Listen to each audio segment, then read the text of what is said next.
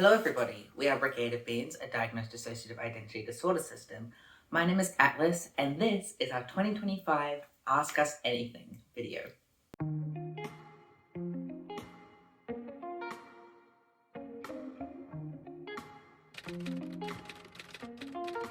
Towards the end of 2024, we put out questions on our Instagram, TikTok and YouTube so that our audience could ask us anything. And we've taken all those questions and compiled them into this video. There are a lot of questions, so we have broken them down into 8 categories, which are on the screen beside me here. As well as those questions, we have some additional questions that we will be making in the form of shorts / TikTok / Reels, and we'll be posting them across all platforms. And those will be coming out slowly, probably once a week until we run out of questions. So I have my laptop here, which I will be reading the questions off directly. So please excuse if that is in the frame. Additionally, we are likely going to be filming in multiple parts as we do have quite a few questions. So if outfits change, if angles change, if lighting does change, although we're trying to keep that constant, please just be aware that that is why. On to the first category, where there is only one, but it is kind of a big one. How has your year been? Now, this was asked at the end of 2024, so I will cover both how 2024 was for us as a whole and how January so far has gone for us. So, how did 2024 go? Well, we got a new kitten who's now nearly a year old. He's very big and growing up. And we got small right when we decided we'd be having to drop out of university. Not permanently, just defer. Because whilst we really want to study, and we're hopefully going to go back semester 2 this year, we found that because we didn't have our ADHD medication and we didn't have enough support from support workers because we hadn't found any yet that worked well with us, we just were really struggling to get our work done. You want to go? Okay, I'll let you go. There were other things that went into why we dropped out of university as well, that I won't go into this video because they can be quite triggering, but basically, in short, our mental health got really bad. And so we had to stop everything and just focus on ourselves. But 2024 wasn't all bad. We also linked in with a disability support service in around June or July, who mostly just do events within the community, and they have been absolutely wonderful. I'm obviously not going to share their name for privacy and safety reasons, but they have been absolutely phenomenal, and it has greatly improved our quality of life. And I am very grateful that we found that support company. I'm trying to remember any other specifics that happened in 2024. Oh, we went to the aquarium twice. We went to Australia Zoo. We had some very fun outings. We went to some theme parks, and it was really good a lot of times. There were really hard patches, and there were issues with our funding for therapy, and all this other stuff that came into play that made it quite stressful. We thought they would have to move at one point, but luckily we didn't have to. And so there were some really hard bits, and there was also a lot of changes within the system. I fused into who I am, Theseus fused into who he was, Dusty fused into who he was, Chambers fused. Like, there was a lot that went on system-wise. But at the end of it, I think we've come out and we're feeling pretty okay. However, start of January, everything kind of tanked. This happened to us last year as well. December through to February is a really tough period for us. And so for the first couple of weeks of January, we were incredibly dissociated. We were incredibly blurry. It was very uncommon that we knew who was fronting. It was very uncommon that we even felt real. We just kept saying, I don't feel like a person. I don't feel like I'm here. I just want to be real. And so we didn't make any content for January because when we are in that kind of headspace, when we don't feel grounded, when we don't feel regulated, we don't film. That's a boundary that we have for us because it makes sure that, 1, our content is coherent, and 2, we don't like showing ourselves online in intensely vulnerable situations. And not knowing who we are, feeling incredibly blended, feels very vulnerable for us. So we didn't post any YouTube videos. We took the month off.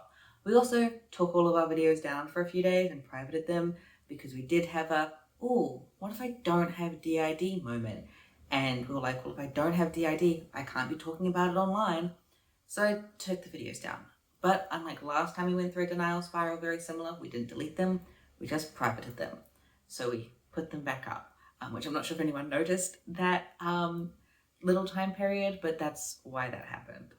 But now that we've had therapy again, we've seen our DID specialist again, we've kind of talked about some of the things, and even a little bit before that, we've been a bit more grounded. I know who I am now, I know that I'm Atlas, and it's feeling a lot better. So I'm sitting down today to film this first section of the video. This next section is about DID and system-related experiences. Do you feel like reverse dissociation, where you feel like an alter is floating behind you and watching you from third person, even though you are in first? If I'm understanding this correctly, yes, this is what it can sometimes feel like when we have someone co-conscious. We can feel them behind us and they're experiencing life from behind us. So it can be a very weird mix of there's someone right behind me who I can feel and kind of sense, but if there's enough distance between us, I can't actually hear and I can't actually communicate with them. If we're closer, we can probably communicate, but if we're closer, they're also more likely to feel present in the body, or at least in the back of our head, rather than behind the physical body. But we don't always experience this. This isn't a super common experience for us, but it is definitely something we've experienced. Do you see headspace and alters in dreams? I think so. The thing about our headspace is it's not super visual. Like, we know it's there, we know where things are, we know where alters are located next to each other or in relation to each other, but we don't really actually see it. And we've tried using tools to make it more visual and nothing has super worked for us. But that doesn't matter because we still know where people are and we still know how to facilitate communication between them. But as for if we see headspace and alters in dreams, we think so. Because there are some locations in our dreams that pop up again and again and again and again, even though we've either never been there or they don't exist in reality, but they feel very real to us. And there are similarities that occur again and again and again in these dreams about those places. So we believe them to be part of our headspace, but it might not be. As for if we see or interact with alters in our dreams, we definitely do. It's not super common, but there have definitely been times I've met alters in our dreams. I met a fictive of Rosalie Hale in our dreams, and I kept interacting with her for years. And I never logged her as an alter because I'm like, even though you feel like an alter, because there's a distinct difference in the way that people in our dreams feel who are dream people and alters in our dreams feel. Alters in our dreams feel more autonomous and more real. And even though she felt like an alter, I didn't track her until she fronted. And then we acknowledged that, yes, she was very, very definitively real and a part of our system. But until we had that confirmation, I guess, we were just like, she's probably here. But she hasn't introduced herself, so we'll just leave it.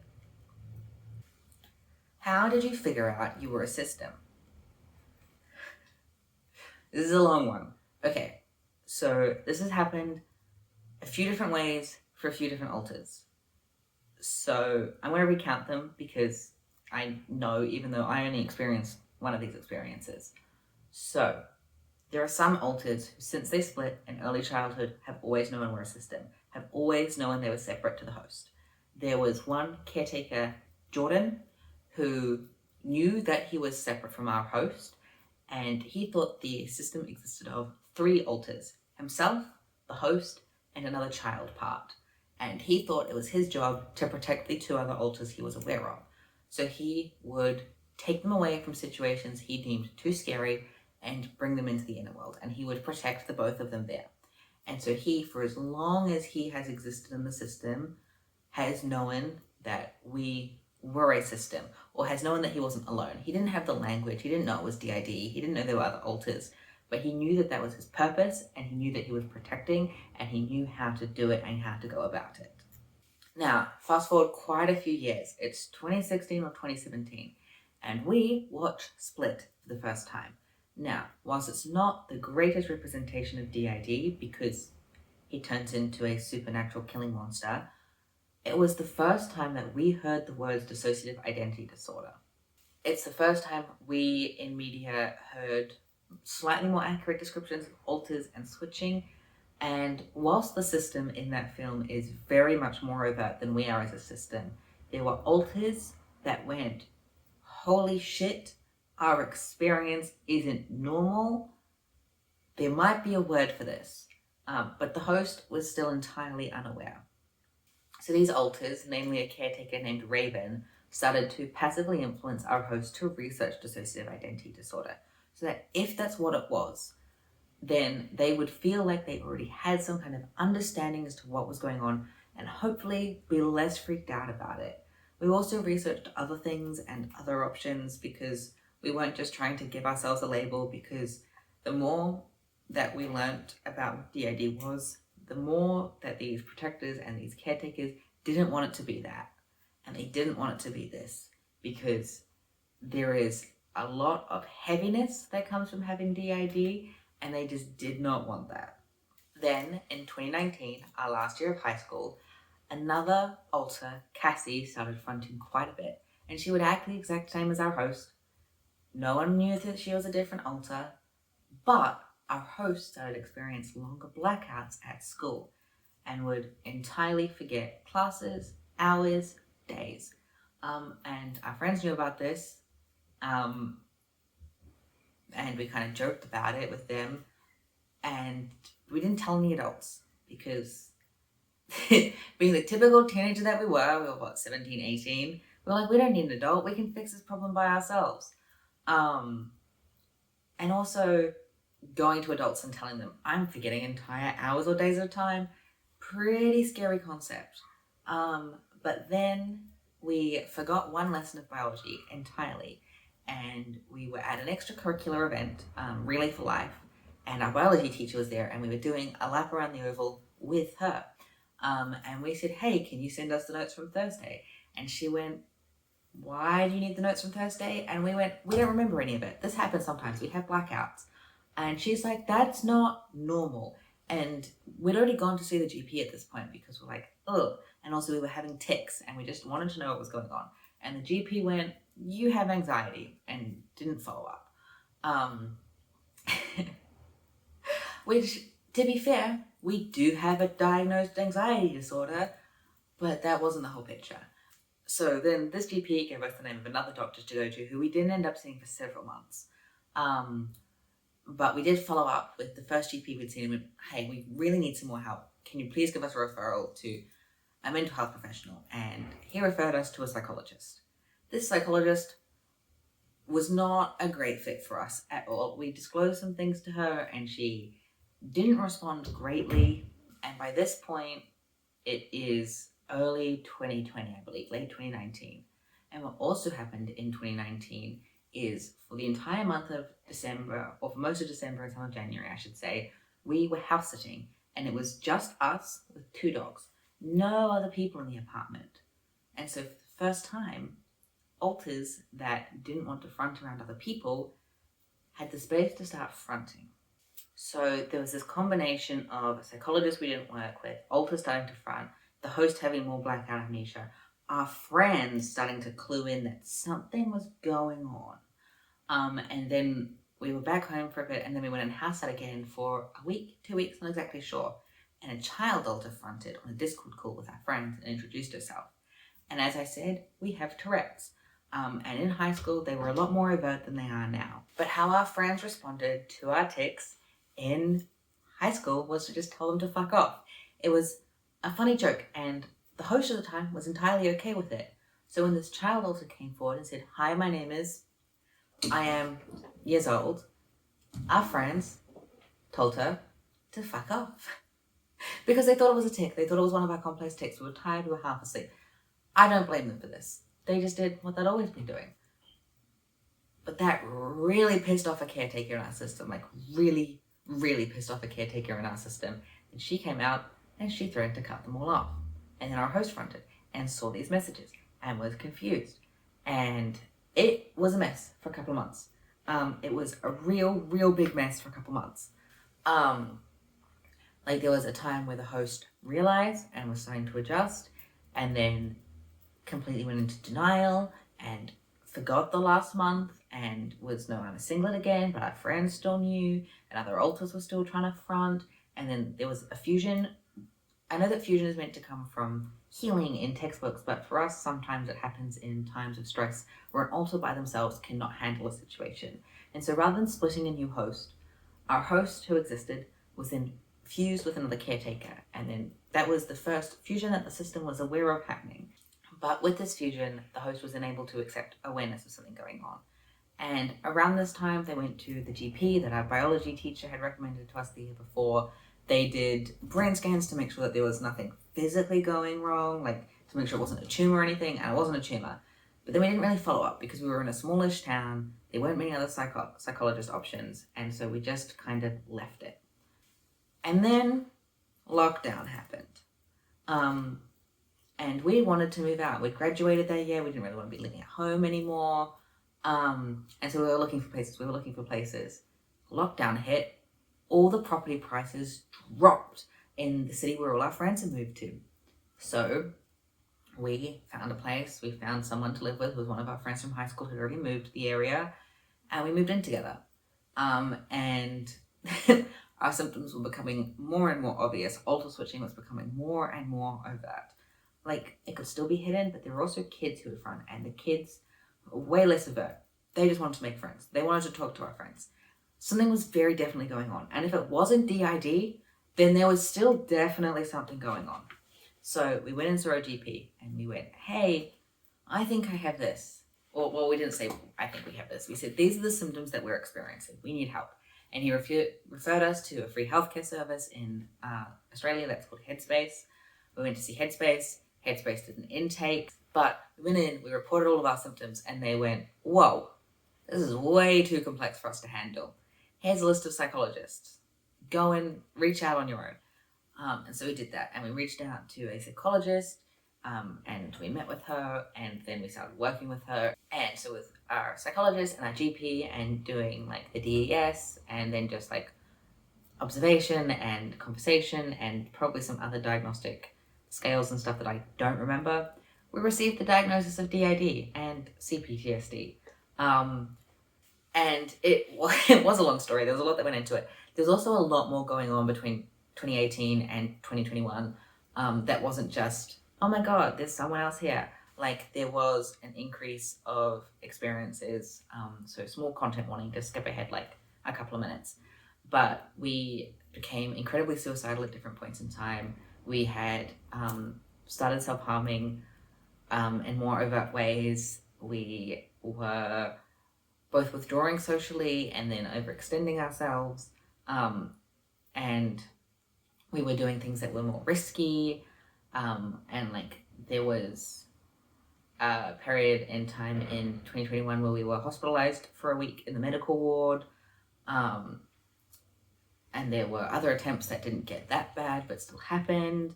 And self-harm became more obvious. People were self-harming in ways that were very distressing, even if it wasn't like intensely physically harmful. Like, it was still very distressing to front and find self-harm marks on your body. And like, there was a lot that was really, really scary about that time period. Like, having blackouts was really, really scary. It was terrifying to not know what had happened and to not know if you had come back and have been hurt or had an attempt or said something to your friends that you didn't remember saying or anything, like just not knowing. And it was terrifying. And then realizing that we had DID, and then knowing that DID forms from trauma, and for myself as the host, not being able to remember that trauma, it was really scary. It was a really scary time period. We were also on TikTok in 2020, and we had a DID TikTok in 2020, and we overshared way too much. Like, we shared a bunch of information about alters, including child alters, that nowadays we would never put on the internet. Like, it was just names and ages and pronouns and pictures of their faces, but that still is too much information. But we were a new system.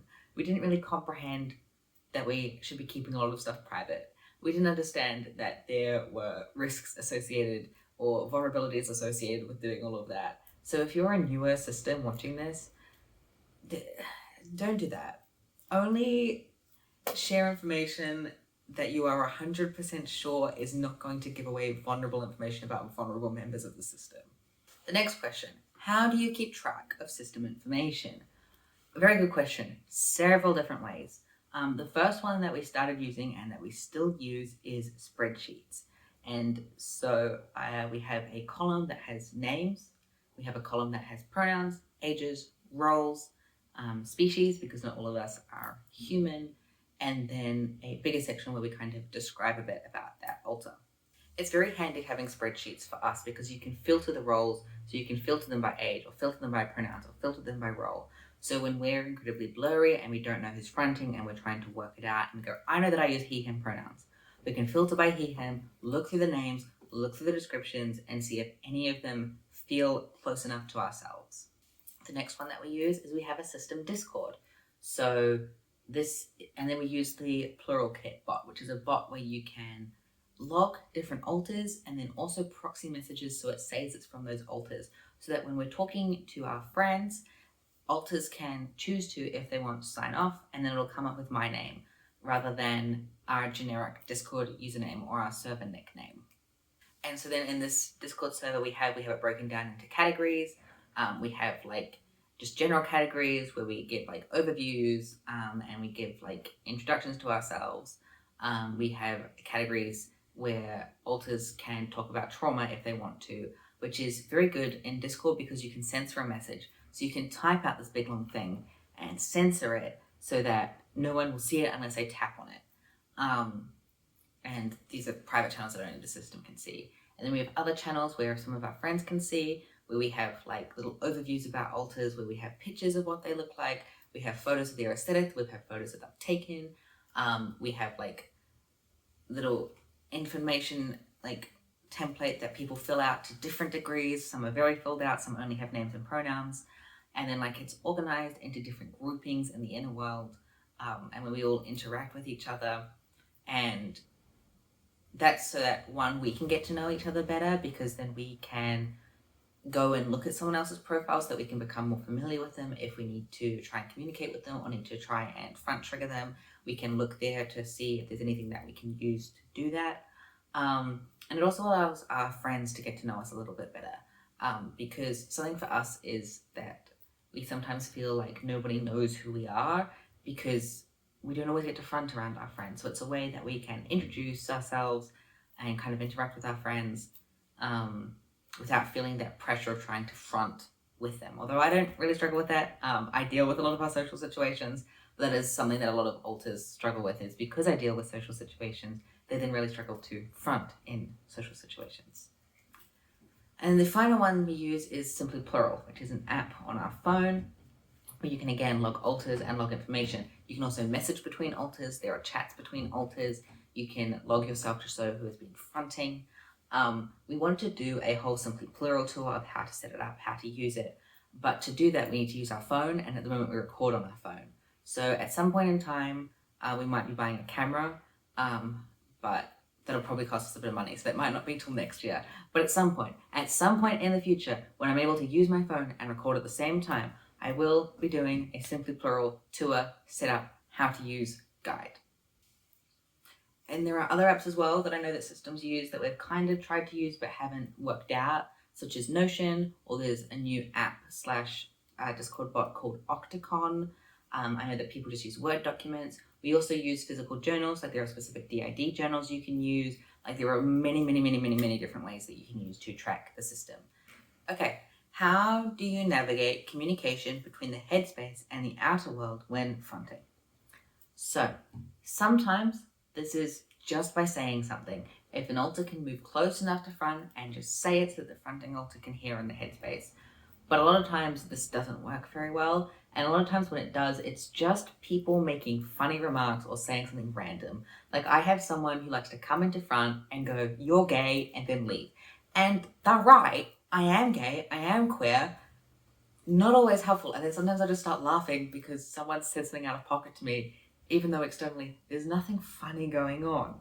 But the main way we do it is by pushing feelings. So we push like a sense of happening or a sense of something. For example, if Theseus is fronting, and I'm aware that we need to go to an appointment that he's forgotten about.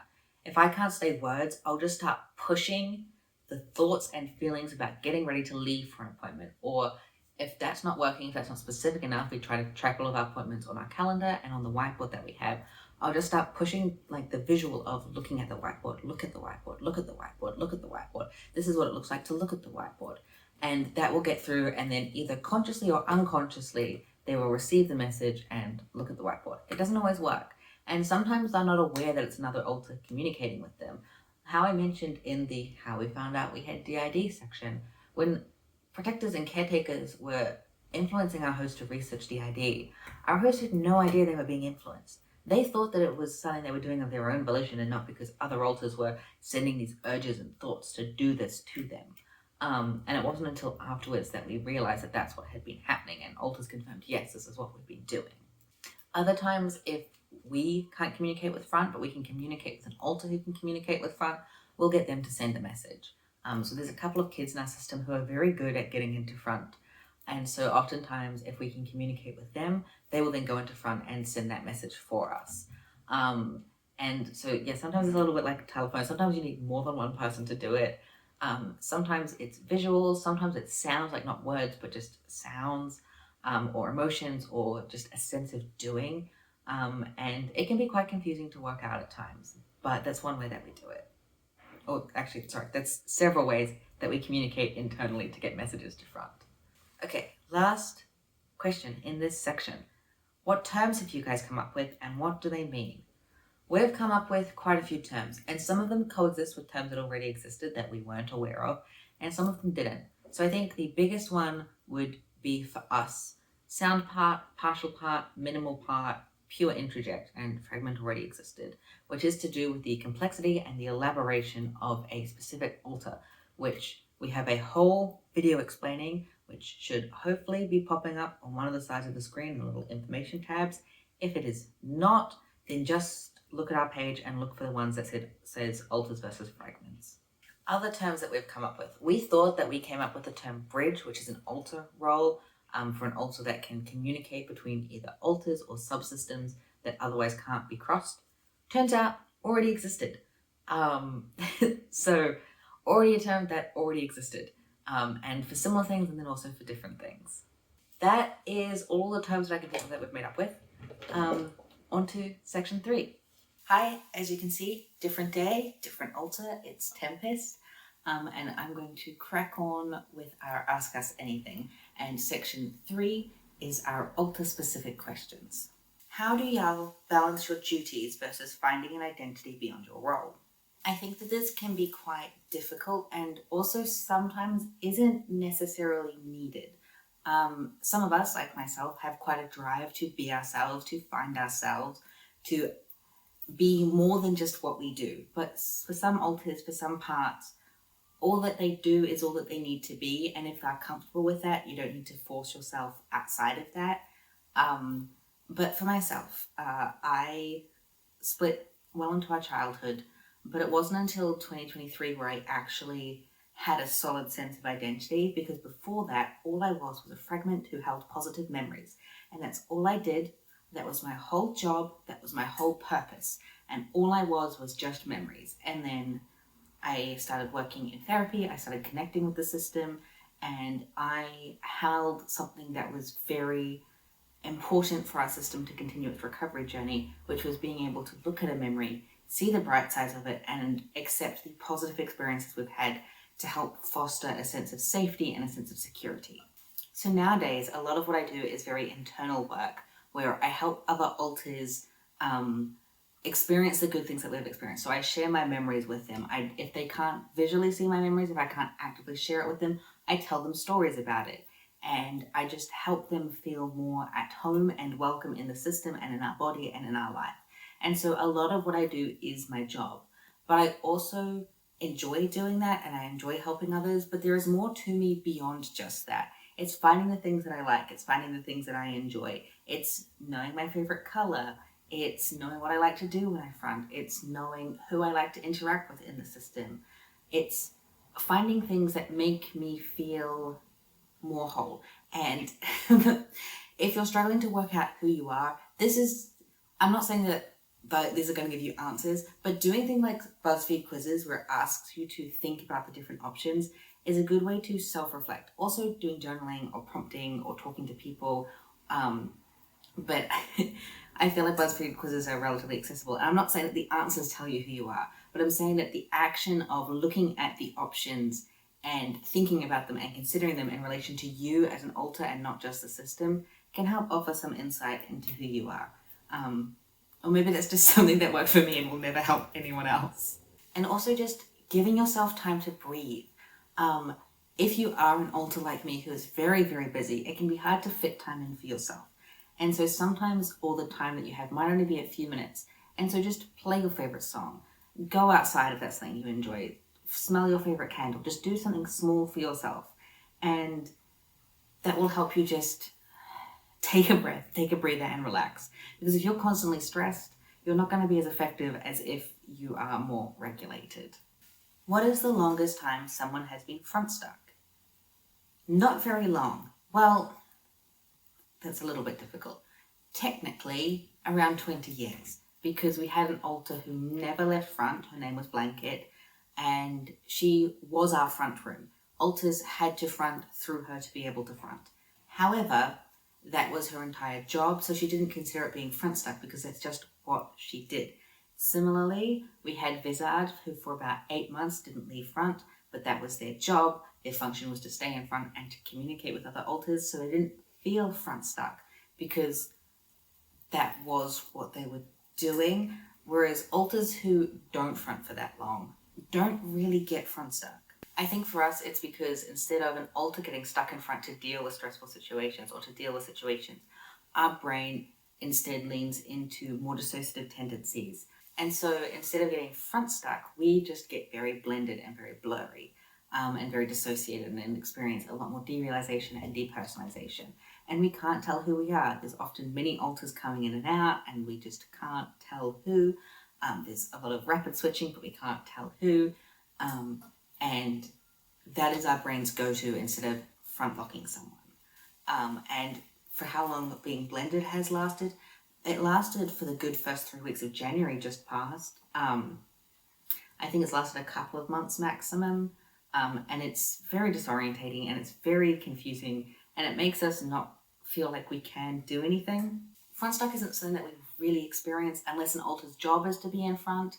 And when that's their job, they don't really consider it to be front stuck, if that makes sense. Are you allergic to anything? Nope. No alters are in our system are allergic to anything. We're not intolerant to anything. That's just not something that any of us experience. DID and autism. How do you navigate daily life with both together? And how do you accommodate everyone/most alters in the system? What has worked and what hasn't worked for you specifically? This is a big one, and there's a lot that goes into it because a lot of alters in our system have varying different support needs and things that they struggle with and things that they need to be accommodated for. Specifically, a lot of our kids and a lot of our trauma holders have a much more elevated overt symptoms of autism. Meanwhile, a lot of our frequent fronters are a lot better at masking their symptoms. Just awkwardly holding it to cover up our legal name, but something that we made with these little booklets for our support workers and also for ourselves because a lot of us have different support needs. So we made a little page with information on each of them and then added a how to support. And so in this, we went through things that they specifically struggle with and ways that they can actively be accommodated and supported for. So if an alter either is mute or experiences frequent verbal shutdowns, we put that in there. And for those times, we have communication cards, and we also have an app on our phone that allows you to just press different words and it says it aloud for you. And so making the booklet, very helpful. And it also was a process of us getting to understand each other because we worked on it collectively, especially a bunch of caretakers and protectors, to make sure that it was information that, one, we are comfortable sharing and also, two, accurate. And it then allowed us to improve system communication in the process as well, which was a very good bonus. Other things that we do to accommodate our autism are to make sure that we have safe foods for different alters, because different ones of us have different safe foods. We try to make sure that things are as sensory friendly for most of us, so we take our headphones everywhere, we take a selection of different fidgets, so whichever altar fronts will have a selection of different things that they can pick from. We try to wear clothes that are comfortable to whoever is most likely to front in a certain situation. And then we also try to share tasks with the altars who are most capable of doing them. So a lot of us have a lot of sensory issues with the shower and with brushing our teeth. And so what we do is when an altar who has the least impact by those things fronts, they try to do them. Obviously, this isn't always possible, and we don't really have the ability to coordinate it as much as we would like. We were trying to work on that. But yeah, trying to get altars to do the things that they are most capable with and where they have the least impact with. And then we also have some additional help. As I mentioned, we have support workers. We also have a psychologist, an occupational therapist, and soon we'll be having a cleaner come in. And these are just to accommodate and to help us with the things that we physically can't do ourselves, despite really, really trying to and really, really wanting to. We just can't. And so we get additional support from other people. Do you experience differences in how your comorbid conditions present depending on the altar fronting, such as differences in tics, stims, attentiveness, accommodation needs, etc.? Yes, absolutely, especially with CPTSD. For example, I've never had a flashback ever. I've been fronting with another altar was having a flashback, but I've never had a flashback. I also don't experience a lot of the negative symptoms that come with CPTSD. I don't have these warped perceptions of self.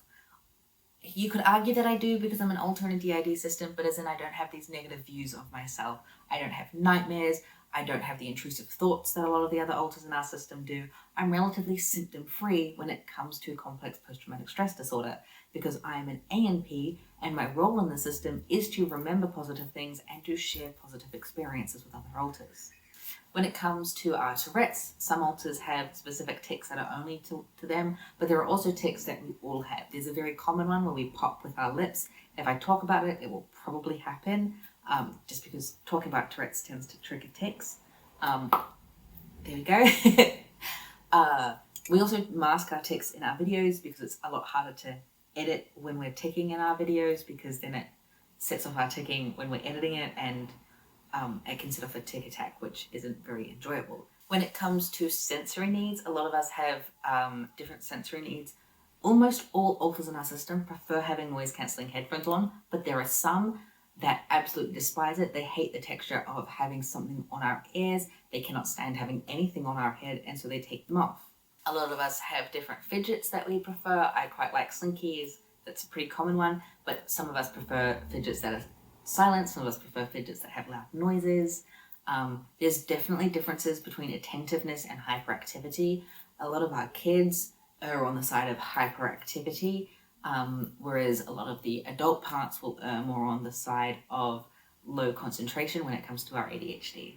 Then with autism, I kind of just mentioned, but some altars are more prone to meltdowns versus some to shutdowns. Some altars are permanently mute, and some altars experience frequent verbal shutdowns. Some of us are able to advocate for ourselves really well, and other altars in the system just cannot. And so there are a lot of differences. It's not very obvious to start out with because we tend to mask a lot, and also Atlas tends to front in most social situations, but the internal experience of what's going on is often very, very different to what is being portrayed. And I am dissociating, which, speaking of, we also have altars who experience different levels of dissociation. There is an altar in our system, Altar 1, whose entire purpose is, he's a symptom holder, so he holds depersonalization and derealization symptoms. So yeah, he is often very dissociated when he's in front. There are symptom holders for other things. There are altars with different pain tolerances. And some of this is because some of us have learned how to mask better. And I don't know why the rest of it happens. I guess it's just because it's how it's compartmentalized in the brain. And because it's what was functional for us growing up. Hi, it's Lavender. Tempest and Atlas are still co-con with me, so I'm not sure how long I'll actually be fronting. But I'm going to answer the next question. Has the process of unmasking one disability led to others becoming more noticeable as well? Yes, I think so, especially when it comes to unmasking DID, because we have different presentations of disorders. And I also think when it comes to unmasking autism and letting ourselves stem, that the ADHD got more obvious. And also, when we stopped masking our stems as much, we then felt more comfortable not masking our tics as much. So the Tourette's also became more noticeable. And I think part of it is because some of the traits overlap, but also it's just because we became more comfortable letting ourselves be ourselves. So we felt more comfortable to not mask other things as well. How do you handle executive dysfunction? Not very well. When we're struggling a lot with executive dysfunction, it also tends to lead to rapid switching because we're trying to make ourselves do a task, and then our brain is also trying to make us do the task. So it tries to find an alter that has both the ability and the desire to do a task, and then it just gets very messy and we get headaches, and it's not something that we cope with very well. When we had ADHD medication, that was really helpful, but unfortunately it was also giving us side effects that we weren't happy with, so we haven't had it for a while. But I think ADHD meds has been one of the only things that's really helped our executive dysfunction. How does Tourette's affect DID for you? I don't think Tourette's changes how DID looks very much, except that some alters have different tics. But also because we have different tics on different days, people don't, especially people who don't know we're a system, don't know that that's why they're different. What is a misconception about each diagnosis that you feel people should know, or it says believe in more, but I don't know if that's what it actually means, because misconception means that it's wrong. So I'm going to say a misconception about each one that we think people shouldn't believe in, because it's wrong. For DID, I think the big misconception is that your presentation is always going to look the same, because I'm a relatively more overt alter technically, because I'm a lot more reserved than our frequent front is, but people don't necessarily pick up that it's a different alter. They just think that we've shut down for whatever reason. But even though we're more overt on camera because we feel like it's a safe space, that doesn't mean that we're that overt in real life. And also, sometimes when stuff is very stressful, we're more overt because we don't have the energy to mask as much. But also at the same time, if it's a different kind of stress, we're even more covert because it doesn't feel safe at all to be recognized or seen. And so I think that the idea that a system is always going to present the same way is incorrect. Misconception about CPTSD, that you need a specific kind of trauma to have CPTSD. A common one we see commented online is that, but you haven't been to war, you haven't fought in a war, you can't have PTSD. Like, no, I have not fought in war, but I definitely still have CPTSD. And then people also then like to guess, well, if you got CPTSD as a child, it must mean that you went through XYZ experience. And it's like, you shouldn't be guessing the experiences that someone else had to get their trauma. And you can't tell, because there are so many different things that can traumatize a child and lead to CPTSD. And trying to make assumptions and trying to piece together someone's story when you don't know the full picture isn't okay, and you're going to miss a lot of important context because you weren't there. Autism. My big misconception about autism is that there's a difference between boy and girl autism, because there isn't. There are differences in how different genders are socialized, but there's not a difference in boy autism and girl autism. It's all just autism, and it's just a different set of symptom presentation. Also, people shouldn't assume people's support needs based on how they present online, because even though an autistic person might be able to cope with social situations online and even in person, doesn't mean that they are doing so easily, or that they're not then impacted by the other things like restricted behaviors or sensory issues. And also, sensory issues aren't just being hypersensitive, it's also being hyposensitive, and so sometimes not being able to smell things very well, or not being able to hear very well, or not being able to feel pain properly. And there's a lot more to autism than how it's presented. And even though we kind of fit into a stereotype of how autism is portrayed online, that doesn't mean we actually do fit into that stereotype. It's just because it's how people perceive us, because it's how we mask, there's the levels that we mask to in our videos. Misconception about ADHD. My big misconception about ADHD is that it's just autism. It isn't. It's very different. It feels very different. Even though maybe some both lead to your stimming. It's for different reasons, and it feels different. And it's very different from autism, and it's not the same thing. Misconception about Tourette's is that your tics are always going to be the same. They're not. It's very normal for tics to wax and wane, which means they get more frequent or less frequent. They tend to get less frequent as you get older, but that's not always true.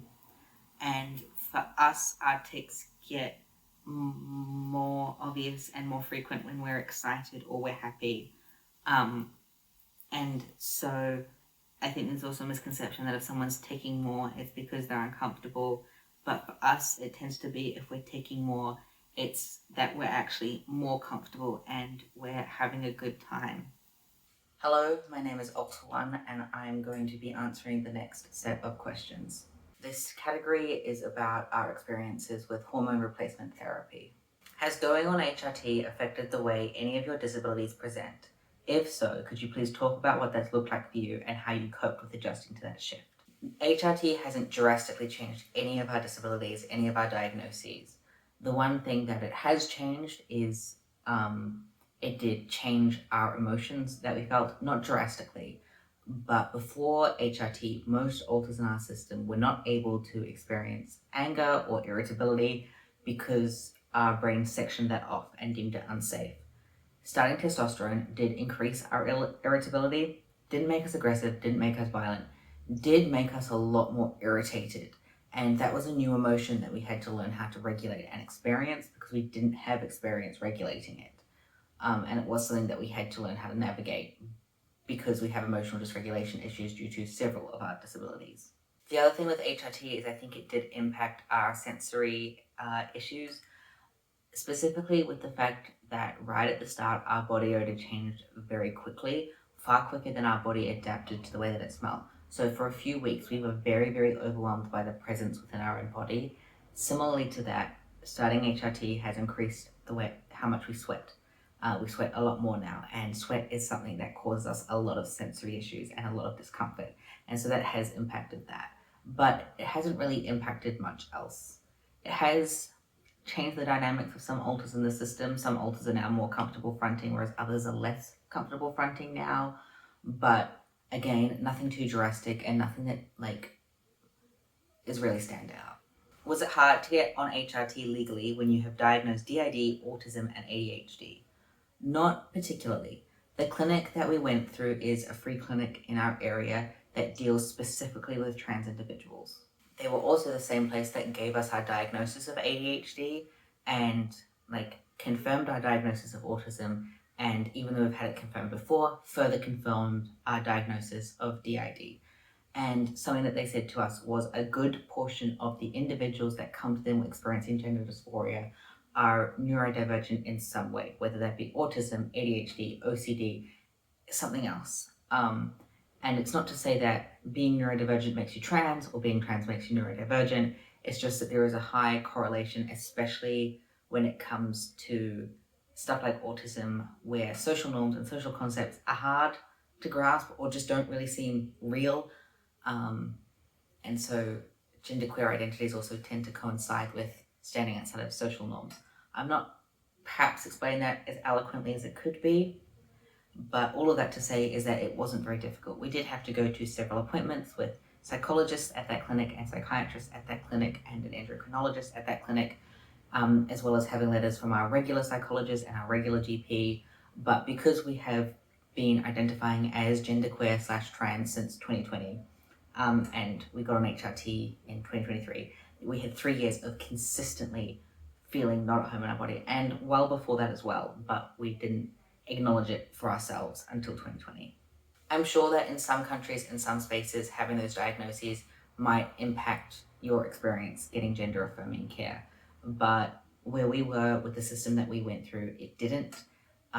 There were some lines of questioning that weren't particularly relevant. They did hone in on the fact that we have female alters in our system, but we explained that whilst we have female alters within the system, the alters that are fronting and experiencing our life and living our life are either men or transmasculine or gender non-conforming in a way that HRT would actively improve their quality of life and their comfort within our body.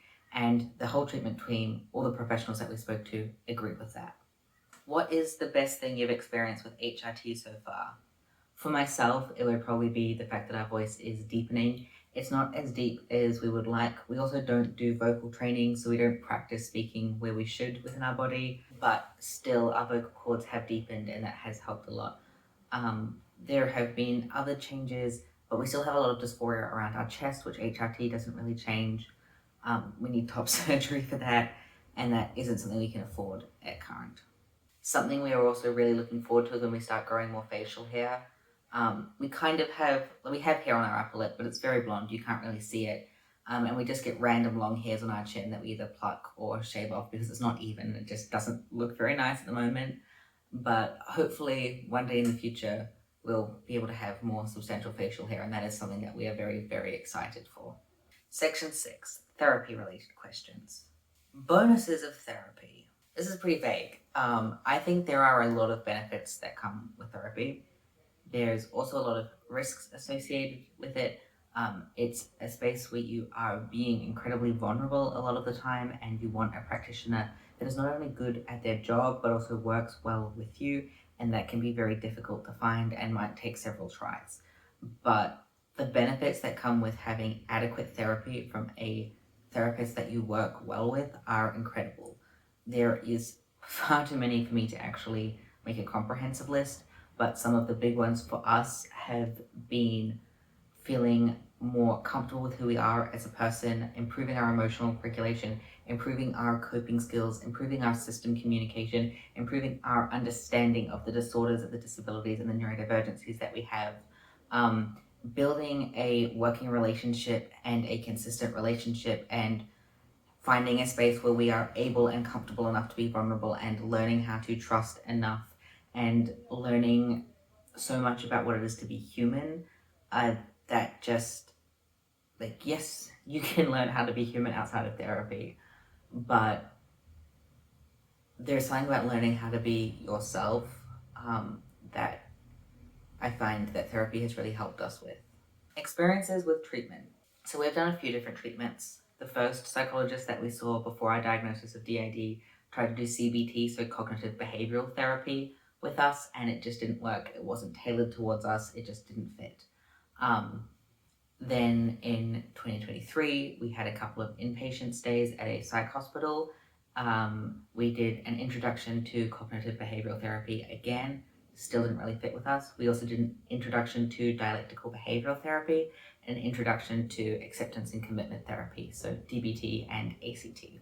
We found both of those more applicable and more tailored to our experiences, and we then did a 12-week outpatient course on dialectical behavioral therapy once a week.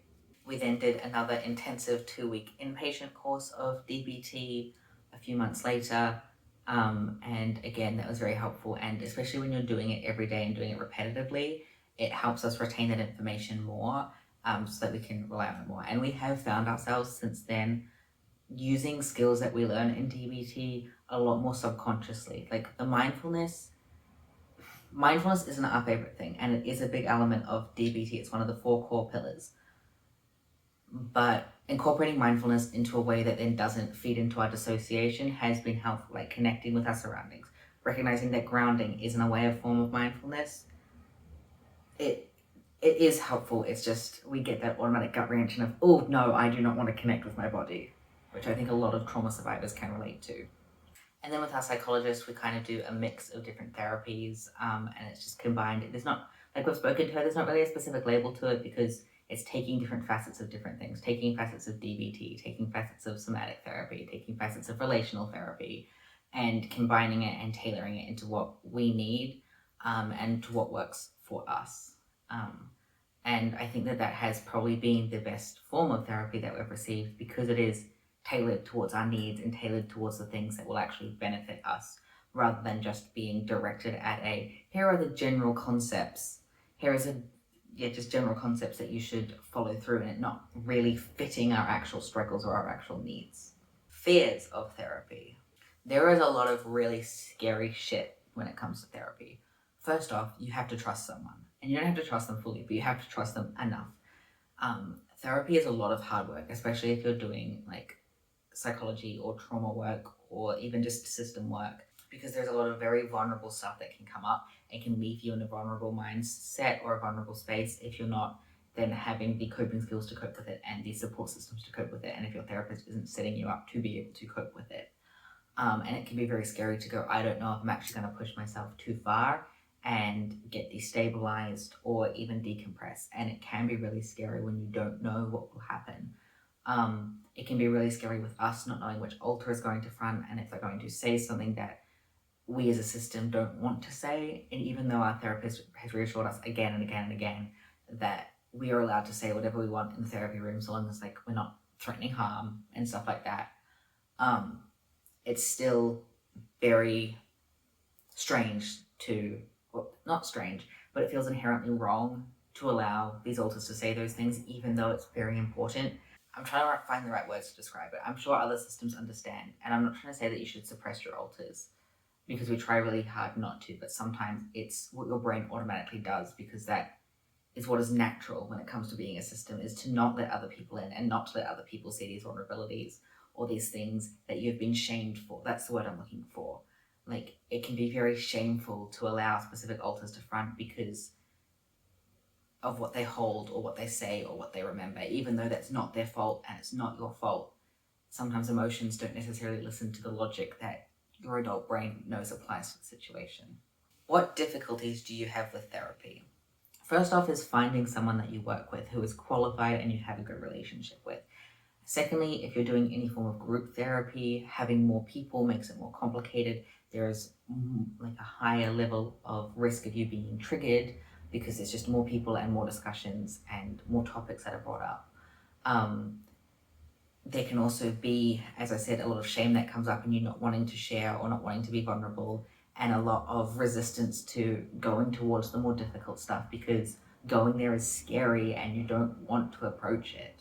There can also be times where there is conflict with your therapist and it either terminates the entire relationship and you have to find someone new, or you have to work through that and find like a new ground and like reevaluate the therapeutic relationship. And it can be very difficult, and sometimes it just means finding a new provider altogether, which can again be very scary if you've been seeing someone for a long time and suddenly you feel like you're stranded and have to start entirely fresh with nothing. And it can be very, very difficult to do that. And then there's also the difficulties that just come up with the fact that like not everything will apply, or sometimes you won't be able to communicate what you're thinking just because you're a human and it's hard. And like therapy is hard work. therapy is a full-time job for a lot of people, and there's a reason for that. It is a lot of emotional work, and as much as we will always say that everyone deserves a good therapist and a good therapeutic relationship, it can still be a very, very difficult thing to engage in. What things are helpful to bring to therapy? Notes. If you are someone with memory issues, which most systems are, writing down what you want to address. We have an agreement with our therapist that we can send her emails at any time, and we'll use those emails to record our notes so we don't have to physically remember to bring them in. But if you have a specific notebook or anything like that, bringing items of comfort, whether that is fidgets, teddies, specific comfortable clothes, a blanket, a scented candle, anything that is going to make you feel the most comfortable that you possibly can be, because it is very vulnerable and very hard work a lot of the time. That is all the questions about therapy. Now moving on to content-specific questions. What are your favorite and least favorite parts of content creation? We love getting to talk about and share our experiences. We love connecting with people, and we love when we get comments of people saying, we relate to this makes me feel less alone, this has made me understand myself better, this has made me understand my loved one better, this has made me interested in learning more about this. That is something that means the absolute world to us, and we treasure that so immensely. Meanwhile, there are some really difficult parts of content creation. One of them for us is because of the type of content that we talk about, and because of the internet's attitude towards dissociative identity disorder, means that we do get people who fake claim us, who say that our disorder isn't real, who say that we are pretending, who say that we're putting on an act, which is really painful. And if we are in a very vulnerable state, if we're already near denial, that can feed into some really negative and potentially even dangerous thought patterns and actions. But it's something that we have safeguards in place against. We have our comment filters on, we check our comments with other people, we have protectors that make sure that they read through the comments, that is, before anyone else does. And we've had to put these safety steps in place because the internet can be a really cruel place, which is really sad and disappointing, because we make this content to help others feel less alone, and to help others feel seen. And it's really sad to me that there are people who see us just trying to make the world a better place and decide that we are, for some reason, a bad person because of that. This next question has been put into the wrong category. This question is about what disorder or aspect of each disorder is the hardest for you to manage. This should have gone into comorbidities, but I'm going to answer it because otherwise it's just not going to get answered. So I know this one is out of place, and I apologize for that. Okay, so the hardest aspect of autism that for us to manage is we have a lot of repetitive behaviors. And I don't just mean like big things like doing the same thing in the morning, doing the same thing at night, because we don't really do with that so much, but it's the small things like we consistently chew on our nails and we can't not do that. We consistently pick at our pimples, pick at our skin, and we can't not do that as much as we've tried. We have to do things a certain way. If we're playing a video game, we have to play it a certain way, and if we're playing with someone else and they play differently, that gets us incredibly dysregulated, and to the point that we get quite angry and irritable, so we can't really play with them, which also moves into emotional dysregulation, which is tied to a couple of our disabilities that really sucks a lot. And like our restricted interests, like although we have quite a few interests, they are what consume our brain most of the time. They are the only things that we want to talk about most of the time. And whilst we can force ourselves to not talk about them, when we do, we're not as good as communicating when we're talking about something that we're not interested in, because we just don't, it's harder for us to find the language. But yeah, there's a lot of the repetitive and the restrictive stuff that makes it very hard for us to do things like shower or to have a decent bedtime routine, because we have just stuff that gets in the way of that, and it's very, very frustrating. Whereas the easiest aspect for autism for us, I think, would surprisingly be the social impairments. We are pretty good at masking and navigating the social elements of autism. That is the part of autism that impacts us the least. It still impacts us, we still meet the criteria, we are still disabled, we are still autistic, but we have the scripts in place and we have the ability to converse and to talk. And so whilst a lot of people do pick us up as being autistic, especially if they know autistic people, we can also fly under the radar for people who just do not know much about autism at all. Hardest part about ADHD has for sure got to be the executive dysfunction. We struggle with it so much, it inhibits our life so much, and it is so painful to grapple with. I'm not sure if it would really be easy, but I think the thing that impacts us the least is the hyperactivity, because we have found ways to fidget, we have found ways to keep ourselves moving, and although we can talk very fast or like sometimes be a little bit too much, it's not something that really impacts us as much.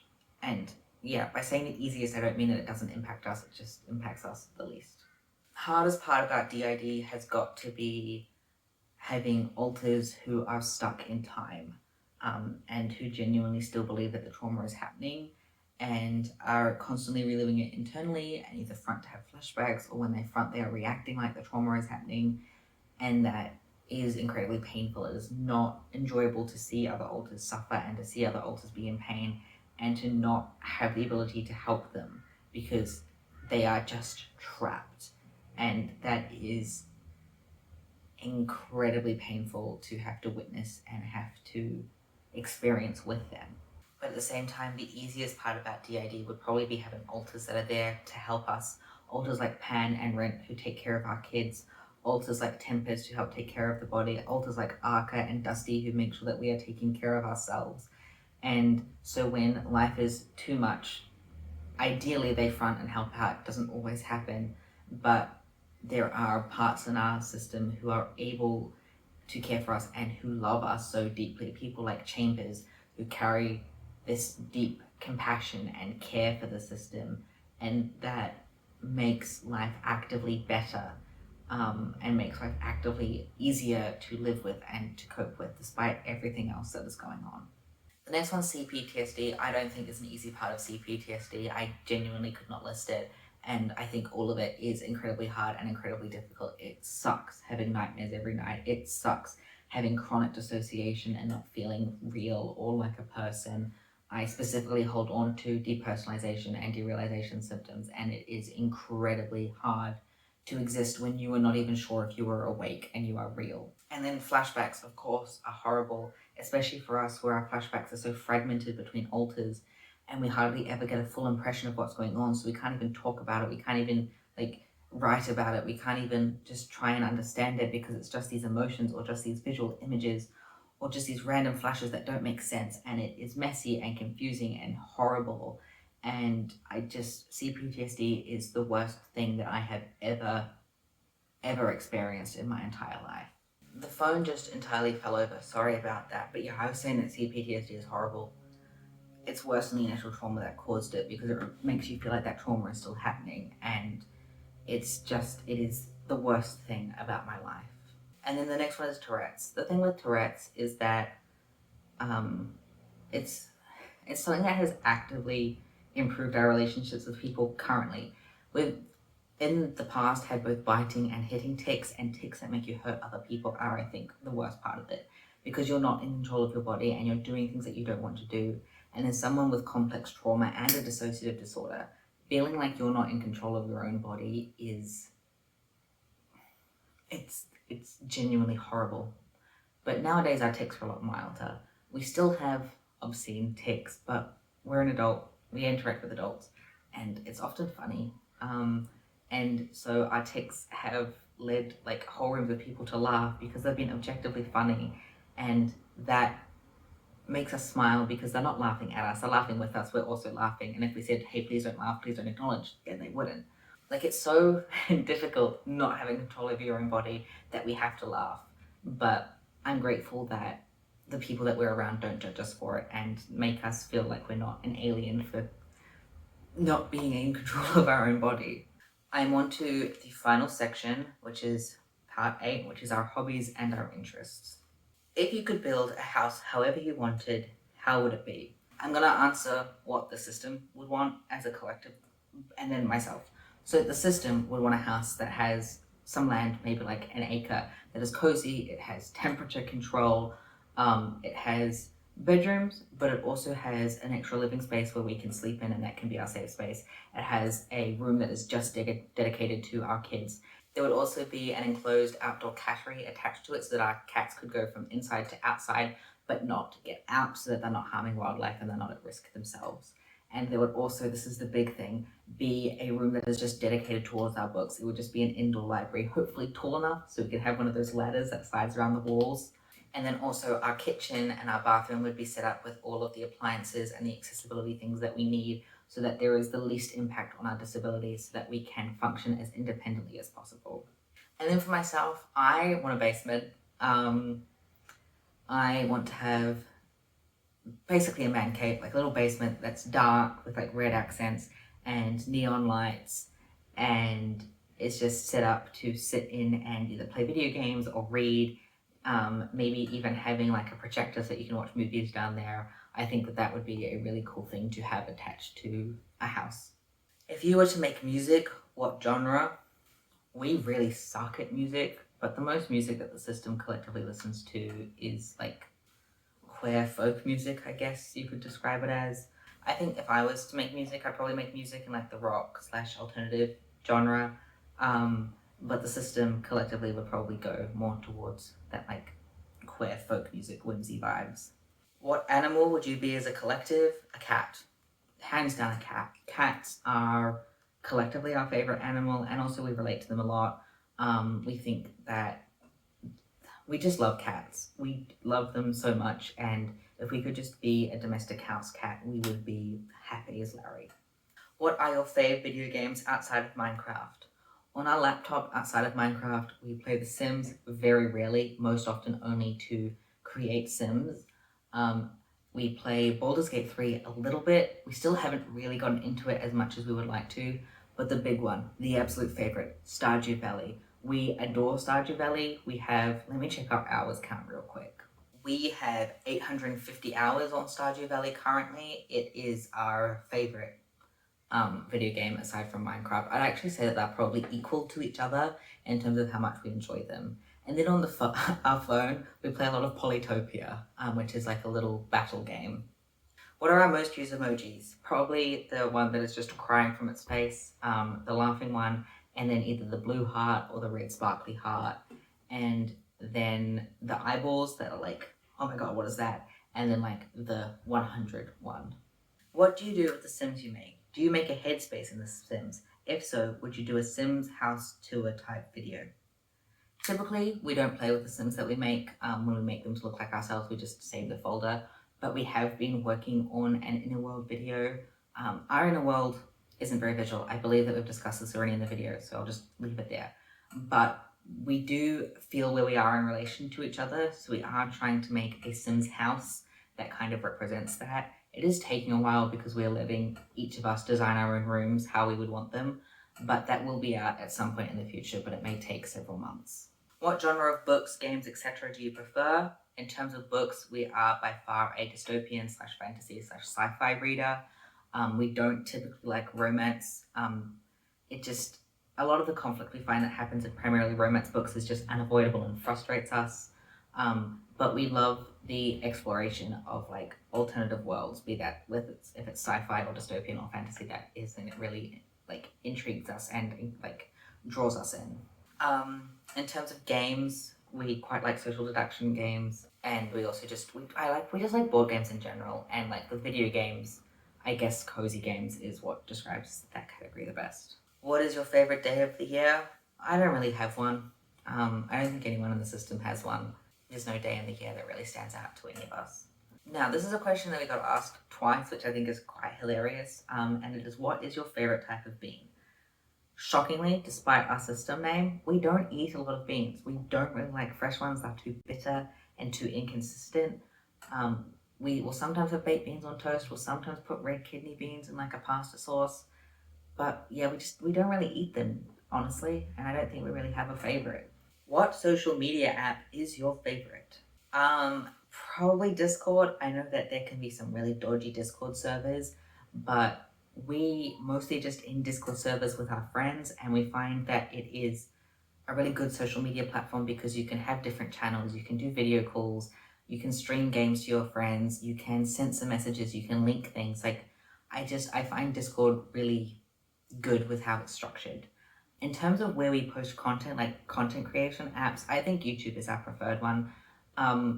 The community here is so much nicer. Like, you guys are so much nicer than anyone on TikTok is, and Instagram Reels is an absolute hellscape of a platform. Like, Instagram is just, it fosters so much hate and harassment, and I really don't like it. But yeah, I think YouTube would be our favorite place that we post, and Discord is our favorite place to connect with our friends. What would you do if you were in the Hunger Games? Honestly, if we were in the Hunger Games, we know that we don't want to harm other people. We would probably take the easy way out and step up the podium early, realistically. But if we weren't to do that, if we were to try and survive the games, we would take an avoidance strategy. We would not go for the cornucopia. We are not fast, we are not strong, we are not fighters. We would run. We have some level of survivability skills, kind of know how to fish, we know how to climb trees, like, we know how to hide.